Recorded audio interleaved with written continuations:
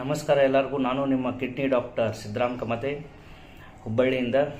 So ಇವತ್ತಿನ ವಿಷಯ ಉಪ್ಪು, ಸಾಲ್ಟ್. ಇಲ್ಲೇ ನೋಡ್ತಿರ್ಬೋದು, I am on a salt satyagraha.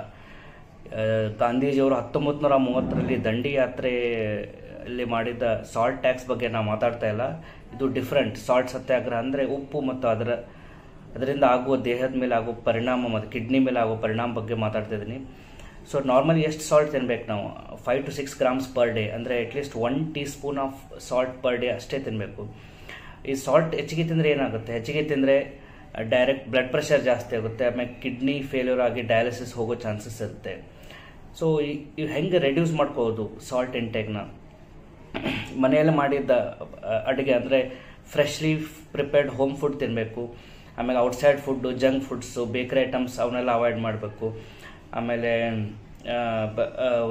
Table salt ಅಂದರೆ ಡೈನಿಂಗ್ ಟೇಬಲ್ ಮೇಲೆ ಇಟ್ಟಿರ್ತೇವಲ್ಲ ಸಾಲ್ಟ್ ಕಂಟೈನರ್, ಆದಷ್ಟನ್ನ ಅವಾಯ್ಡ್ ಮಾಡಿ ಅದ್ರ ಮೇಲೆ ಉಪ್ಪು ಹಾಕೋಬಾರ್ದು. ಆಮೇಲೆ ಪಿಕಲ್ಸ್, ಪಾಪಡ್, ಆ ಥರ ಸಾಲ್ಟಿ ಐಟಮ್ಸ್ನ ಆದಷ್ಟು ಕಡಿಮೆ ಮಾಡಬೇಕು. ಮತ್ತು ಇದಿರಲಾರ್ದ ಅಡುಗೆನ ಹೆಂಗೆ ರುಚಿ ಮಾಡ್ಬೋದು ಅಂತಂದರೆ, ಯು ಕ್ಯಾನ್ ಆ್ಯಡ್ ಗಾರ್ಲಿಕ್, ಆಮೇಲೆ ವಿನೆಗಾರ್, ಆಮೇಲೆ ಮತ್ತು ಮೆಣಸು, ಗ್ರೀನ್ ಚಿಲ್ಲಿ, ಇವನ್ನೆಲ್ಲ ಮಾಡಿ ನೀವು ಅಡುಗೆನ ರುಚಿಕರ ಮಾಡ್ಬೋದು. ಸೊ ನೀವು ಎಲ್ಲರೂ ಇದರಲ್ಲಿ ಭಾಗಿಯಾಗಿ ನೀವು ಸಾಲ್ಟ್ ಸತ್ಯಾಗ್ರಹದಲ್ಲಿ ಭಾಗಿಯಾಗಬೇಕಾಗಿ ನನ್ನ ವಿನಂತಿ. ನಮಸ್ಕಾರಗಳು.